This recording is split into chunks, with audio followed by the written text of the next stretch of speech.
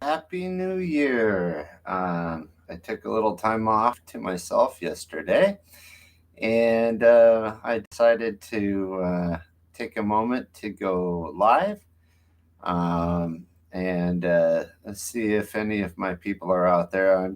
I should actually do this by scheduling it. Maybe I'll start making little shorts scheduling all of this. But the good news is it will be recorded and people will have the opportunity to view it. Um, this is all new to me. I think this is my fourth or fifth live stream. I did three on the first day just to sort of like get up on the saddle and get used to it. And then I tried it out a couple times, and I was kind of pleased with the results. The message got out to 25 people, and I'll take it. So, like I haven't been trained in this. Nobody taught me how to do this. As a matter of fact, it was about November 10th that I had the idea to even start a YouTube channel. So I had to, look at what a YouTube channel is, what's required, what the software was. There's a thing to like create thumbnails. I use Canva, and you can create shirts and stuff using Canva. And I used WeVideo to do the editing, which I had to learn, and then I had to learn how to upload and all this stuff like that. And so I don't really, I've never had any formal training in any of this. I'm a psychologist, and I was talking to a client the other day, and we were talking about future endeavors and like improving life and what to do with yourself professionally. And the client described a desire to be an influencer, and the different ways she could become an influencer. And I talked about this endeavor, and I said one thing that I could never bring myself to do is to be associated with OnlyFans. And what I meant by that was investing in this kind of thing. And the client looks at me and says, "Oh, Doctor Fur, you're not OnlyFans material," which cracked me up. But clearly, I'm not an influencer. This is kind of a new thing for me, and so. But today, I would like to talk about, you know, uh, stress and depression, which I've been avoiding depression, and Inside Out, the movie, and Star Trek. And, one of the things about stress is we hear this word all the time, and I got curious about stress and what it actually is. So, I grabbed the diagnostic manual to see what stress is according to psychiatry. And they only loosely use the words in association with other diagnoses. So I started doing a deep dive on this because we hear about stress all the time and we think it's going to like harm us somehow. And, I figured like this is something I should really look into. And why do people not look into it? I mean, we use it all the time. We talk about the risks, but we don't really say what it is. And so, what I've learned is that it's actually not harmful to have stress. Actually, in some circumstances, it's beneficial. But stress is not a thing that is a diagnosis. So, stress is basically an impingement, meaning something's pressing in on you, on your body or your mind, and it creates an intensity that's generally short term, almost always short term, sometimes long term, and that impingement causes distress physically or mentally. So, an example of physical distress or stress might be running too far when you don't want to, or cutting your foot, or like hitting your thumb with a hammer, or um, anything that like raises the discomfort and intensity to your body somehow. And then there's also psychological stress like PTSD. Really ought to do a video on that, because I actually treat PTSD very quickly. And it's not just what you think. It's not just the combat stuff. No. It's like about all sorts of abuse and traumas, sexual traumas, and all that stuff. But so emotional stress might be something like your boss calls you in and wants to have a conversation, and you're about to get fired, or your kid's going off to school, and if they don't pass the test, they're gonna, you know, they're gonna they're gonna get kicked out of school. Or like, say you get arrested, or a DUI, or something that just like comes along and raises your distress. And so that's a stressful moment, right? Or like losing your passport abroad, or like, say you've got a flight to catch to get to something really important like a wedding or something like that, and you get there and you don't know if you're going to get there right on time, like the traffic is terrible, and you're like, so that's stress. Now the funny thing about stress, much like a panic attack, is it is not actually harmful to you. Now, that said, if you have chronic stress, then that can lead to higher blood pressure and things like strokes. But what we're trying to do is make a distinguishing. We want to distinguish the difference between the fight or flight part of the brain, which is like what happens like when your brain kicks in when like there's an immediate like threat to severe injury or death, like like you're being mugged, or you're being attacked, or you see your dog being attacked by coyotes and you need to save the dog. I saw a video on that. That's the fight or flight. That's when the bear is over you and you've got to like run or climb a tree. Don't do that. Bears climb trees really good. But so like there's a difference between your fight or flight part of your brain and the part of your brain that sees threat. Now, there's a really important reason why this is an important distinction, because the fight or flight part of the brain is an animal part of the brain. That part of the brain turns on and it activates you for survival, fight or flight, or in some cases, if you dissociate, freeze. Now, that's different than anxiety, which is anticipating something bad that's going to happen. And by bad, I mean a consequential something that's not beneficial to you, like getting fired, or like your kid getting arrested, or getting some sort of diagnosis that you don't like, or something that just raises your distress in the short term. And the reason why that's different is because, like, stress in the short term, not only can it be beneficial, especially like if you're medically cleared and you start doing an exercise regimen, and that raises your activation, which can raise your mental activity and your vision. Your pupils will dilate, right? And so that kind of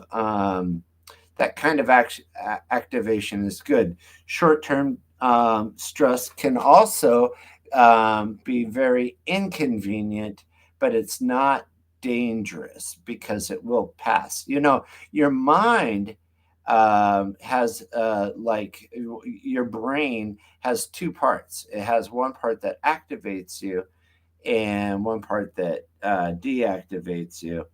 And the deactivating part, just for fun, is called the parasympathetic. Now, if you want to kickstart that, like say you're in a stressful situation, there's a few tools you can use right away to like get yourself back to calm, right? The first is to do a sigh, like, right? Um, and, we don't want to overdo this because, like, you know, my father would always overdo something, like if he had a stain on a white shirt, I would say, like, all you got to do is bleach that. And so he would take a bucket, go outside, pour a bunch of bleach in there, throw the shirt in there, and come back in the morning. Well, the shirt disintegrated because that's overdoing it. You're not supposed to do that. You're supposed to dilute it for a certain amount of time and that kind of thing. So when I say, like, do a sigh to immediately reduce stress, this is a quick tool you can use in real time when you have a stressor come along. And you can do the sigh where you breathe in quickly and then you release slowly. So like this. And you know what a sigh is. You've all sighed before, right? So you go, right? And that actually kicks in stuff in your brain that will affect your ability to calm down. Now, don't overdo it. We just do it like natural, like we complicate things all the time. Just sigh. Now, there's a second technique. There's a second technique called the double breath exhale. So that's like, you notice like somebody when they cry and at the end of the cry, they're going, and that's what we're after. Is we're after the double breath and then exhale. And that also will have the neurological and physiological impact to reduce your stress immediately in seconds in a stressful situation. So this is something useful for you, okay? And so those are two tools. The third tool is to get, like if you expose yourself, you see like cultures that do like ice baths and that kind of thing. Well, an ice bath or exercise can actually release neurotransmitters that activate you, but ironically calm you. So jumping into cold water, taking a cold shower, if you're medically cleared, you can do like a medical thing, and like jogging, right, or going to the gym, stuff like that. But when it comes down to the medical stuff, I always say talk to your doctor, talk to a professional. I'm a psychologist. I'm not a personal trainer. I'm not a physician. So, you know, even though I know a lot and I'm pretty confident about it, I'm gonna take the easy way out and say talk to your doctor before trying any of that stuff. And okay, so to review, the three things that you can quickly do to reduce your stress from like a high state to a state of calm in seconds is the first is to do the sigh, and the second one is to do the crying double breath, and then with the long exhale. And the third is to activate those neurotransmitters and those biological responses of like exposing yourself to like a experience of cold or physical arousal. And I'm going to do a longer uh, uh, video on this.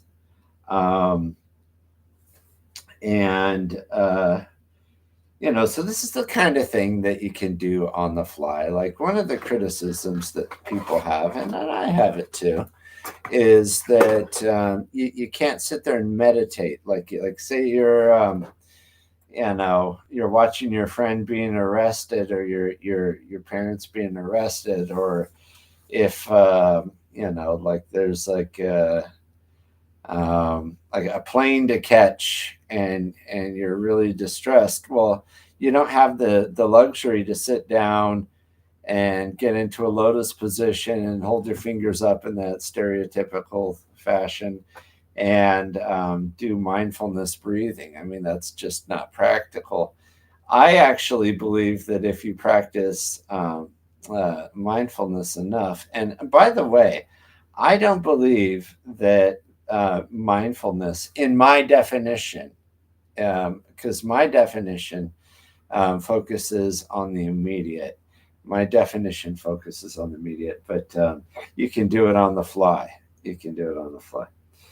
So let's talk about something a little bit more fun, like Inside Out, the movie. It's a Pixar movie. It's about this young girl, and it's I think it's a Disney. Yeah, Disney bought Pixar, and it's about all of the little parts inside her mind, her emotions, right? And so I think there's five, right? There's like anger, sadness, joy, disgust, and fear, and each character like sits at a control panel in her head, and they all kind of like they do things to help control her. And then the self is represented by Riley, the little girl, and all of these little parts of her contribute to her life and how she behaves and how she understands things. And you can listen to them. And the anger one's funny, like, and he has like a little fire that pops out of his head. And joy kind of takes the front seat because it's kind of like our bias is towards joy, right? We like joy, and and so this is all loosely based on Carl Jung's uh, original ideas that imagine like you have like a ceramic head of somebody, like a piece of pottery, and you could take the lid off, and inside are a bunch of little pieces, right? Like inside each, like if you had like a ceramic head and you took the lid off and you saw like little people inside. Well, that's what Inside Out, the movie, is about, right? Like, based on the Jungian idea that there's many parts of us that need to be integrated together to create the self. And he was very interested in the self and individuation. And the movie does a great job of incorporating developmental stuff too, because in the first movie, she has very primitive kind of like emotions like anger and fear and disgust and joy and sadness. And as the second movie rolls along and she becomes more of an adolescent, then she has kind of like, anxiety and ennui and that kind of thing.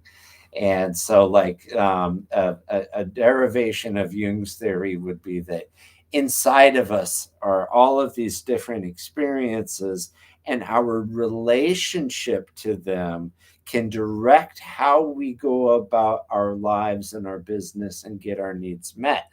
So, like in the second movie, Riley goes and she wants to play hockey with the cool girl at school, and you can see what happens when her friends are going to leave and go to a different school, and how like the different parts of her mind react to that, and how they start scanning subtle things on people's faces to see like any differences in them. She can detect when they're concerned or lying or whatever it is, and they can detect when her mood's shifting inside, even though she's trying to hold it together.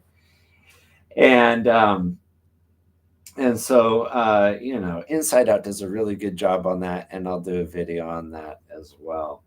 And what's interesting too is Star Trek, because Star Trek, I think unwittingly, does the same exact thing as Inside Out, the movie.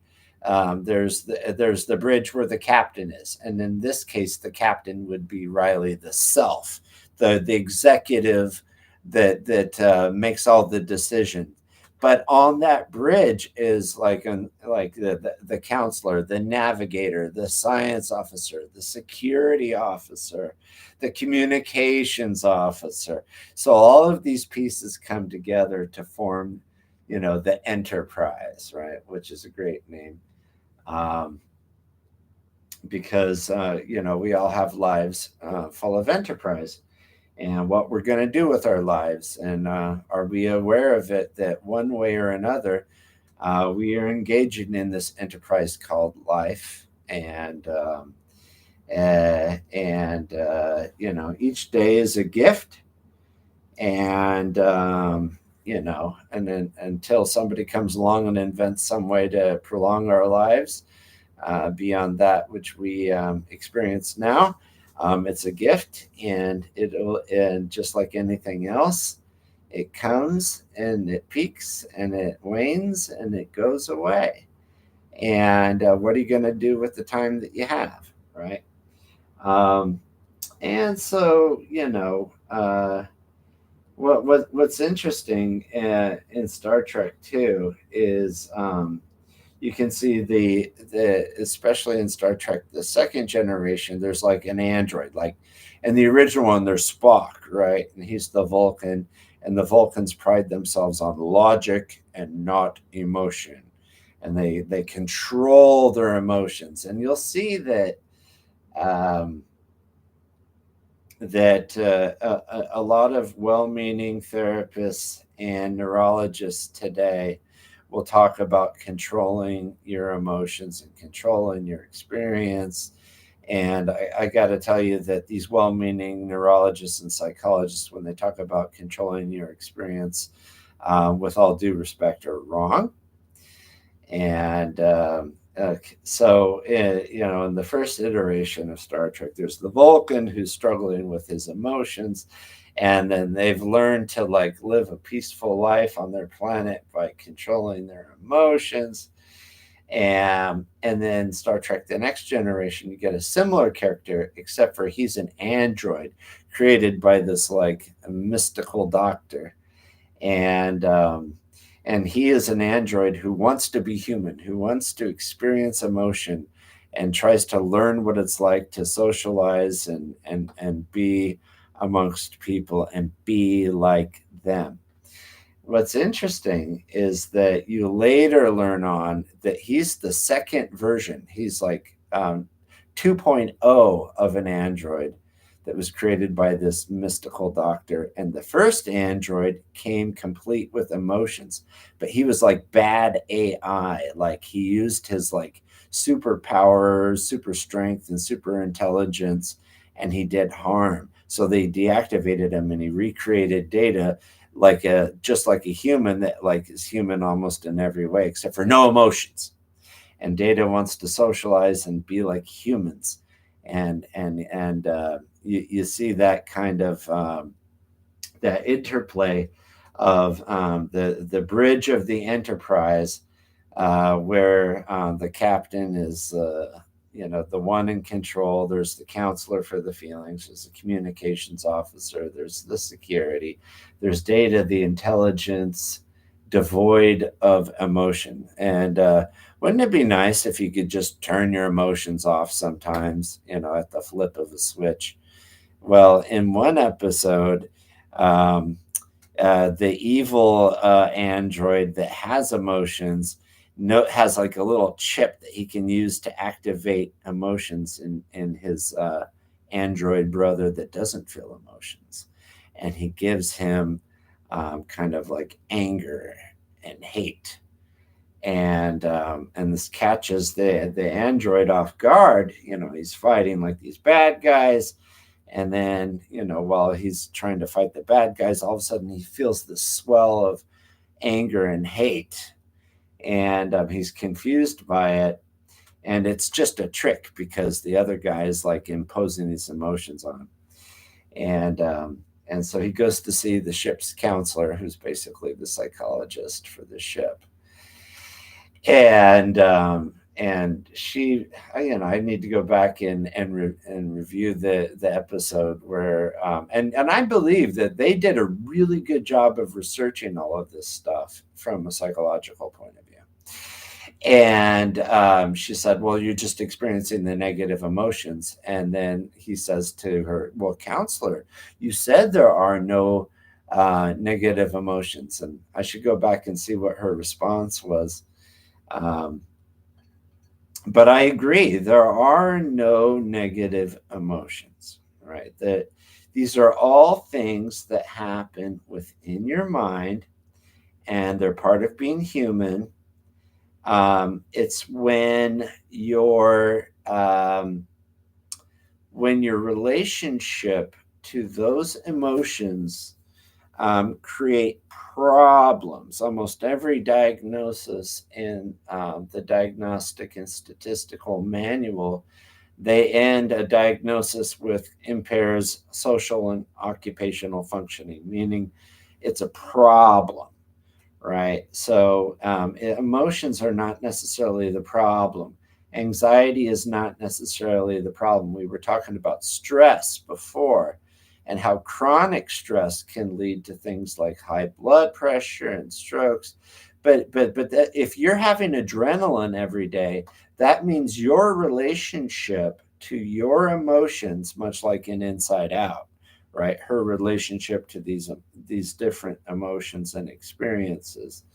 Um, if you're having adrenaline every day, then your relationship with your emotion needs to be examined and altered, right? It's not necessarily the stress and the emotions that's the problem, it's your relationship. So, like in Inside Out, like you see that interplay between the waking Riley and her inner self and her core memories about herself and how she can change and get her needs met, much like you, which is why it's a movie and why everybody likes it.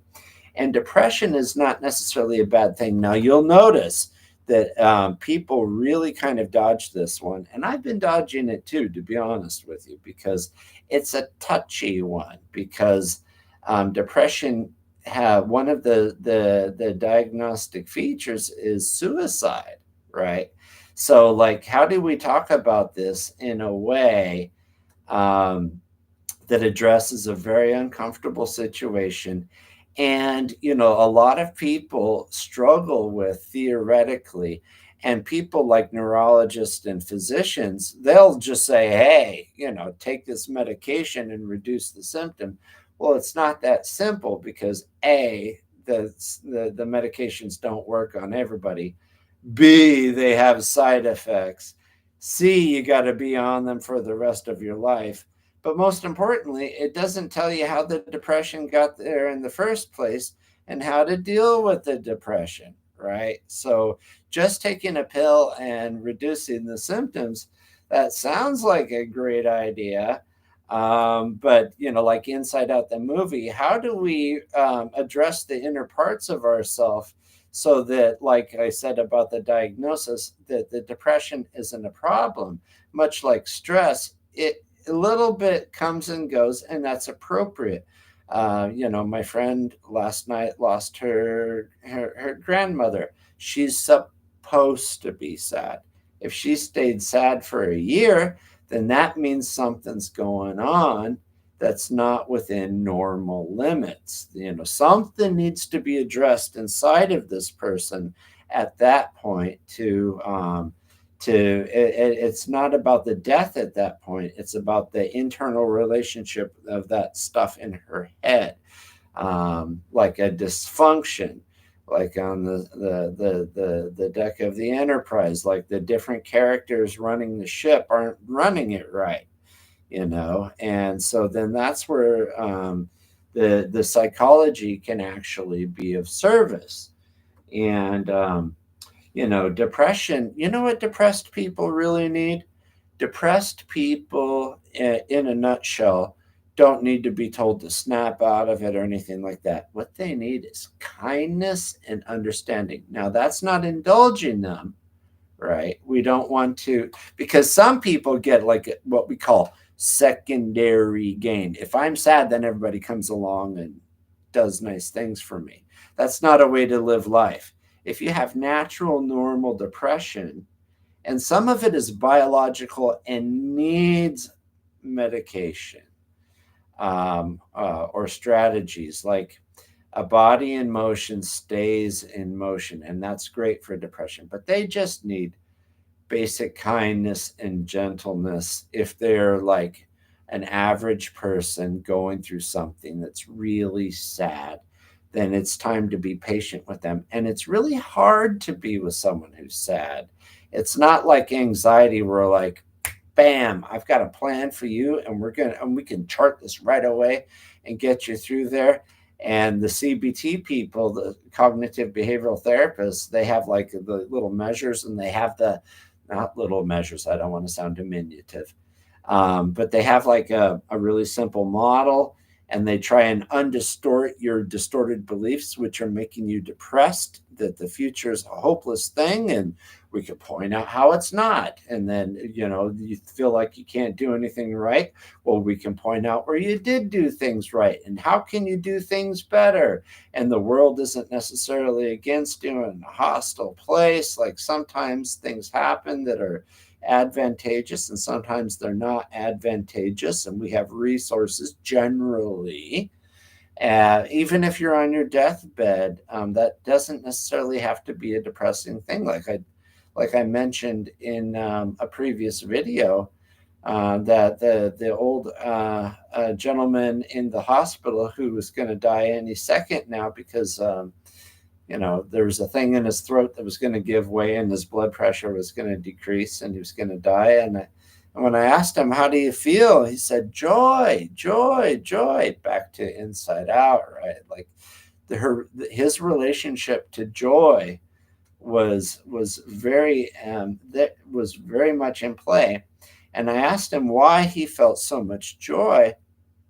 And he said, because he was about to meet his deceased wife. He hadn't seen her in so long, and he was ready to die and meet his wife once again because he loved her and he really missed her.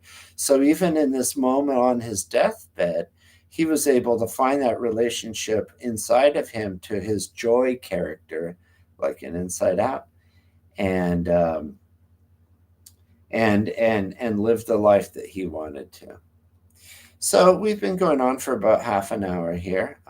This has been a live one, and I'm sort of just trying things out.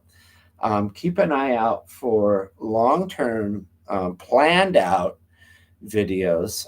I guess this is a work in progress, but I'm kind of just trying things out here, and it helps me kind of develop how I want to talk about stress, how I want to talk about these movies, which are models of how we relate to ourselves and to get our needs met and develop, like Inside Out and Star Trek.